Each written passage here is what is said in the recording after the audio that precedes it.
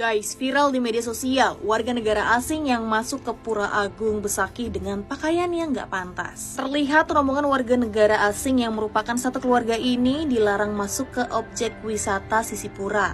Pasalnya, mereka tidak menggunakan kamen. Bahkan terlihat salah satu di antaranya hanya menggunakan pakaian dalam saja. Nah, karena itulah warga negara asing tersebut dilarang masuk ke Pura Agung Besakih. Apalagi saat itu di Pura Agung Besakih masih ada gelar upacara karya Ida Batara Turun Kabeh. Dan masih banyak umat Hindu yang sedang melakukan persembahyangan.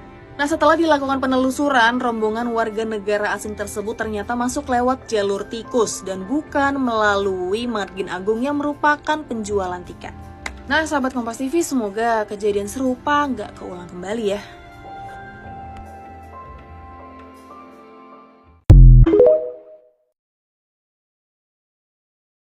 Assalamualaikum warahmatullahi wabarakatuh. Izin memperkenalkan diri, nama saya Intan Dwi Rahmadani dengan NPM 24755069. Di sini saya akan memberikan tanggapan terkait video wisatawan asing yang masuk ke dalam Pura Agung Besakih yang mengenakan pakaian tidak pantas. Kejadian tersebut terjadi di Pura Agung Besakih, Kecamatan Rendang, Kabupaten Karangasem, Bali pada tanggal 30 Maret 2024. Tanggapan saya mengenai pelanggaran tersebut ditinjau dari sisi kode etik pariwisata. Yang pertama, pelanggaran terhadap kode etik pariwisata dunia. Berdasarkan Global Code of Ethics for Tourism, tindakan ini melanggar pasal 1, kontribusi pariwisata terhadap pemahaman dan rasa hormat yang timbal balik.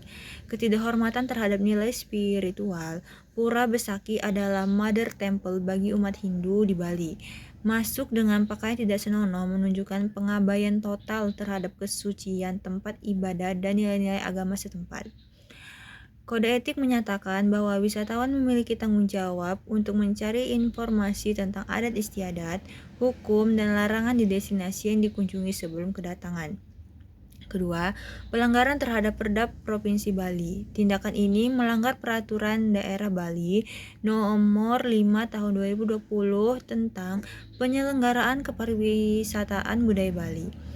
Pariwisata Bali berbasis budaya dan agama. Setiap orang yang berada di kawasan suci wajib menjaga kesucian tempat tersebut, termasuk dalam hal tata busana atau dress code. Wisatawan tersebut mengabaikan aturan penggunaan kain, sarung atau senteng yang diwajibkan bagi setiap pengunjung pura. Yang ketiga, dampak sosial dan kerugian ritual dalam tradisi Hindu Bali. Perbuatan tersebut dianggap cemar atau menodai kesucian pura. Konsekuensi ritual, pihak pengelola dan desa adat harus melakukan upacara pembersihan, pecaruan atau prayascita untuk mengembalikan kesucian pura. Ini membutuhkan biaya dan tenaga dari masyarakat lokal akibat kelalaian satu orang. Kejadian ini memicu kemarahan publik yang dapat merusak hubungan harmonis antara masyarakat lokal dan wisatawan. Pelanggaran etika, sacred space atau ruang suci. Pura Besakih bukan sekedar objek wisata foto, melainkan jantung spiritual umat Hindu di Bali. Masuk hanya dengan pakaian dalam, bukan lagi sekedar salah kostum, melainkan penghinaan visual dan spiritual. Dalam kode etik pariwisata, wisatawan memiliki kewajiban mutlak untuk beradaptasi dengan norma lokal, bukan sebaliknya.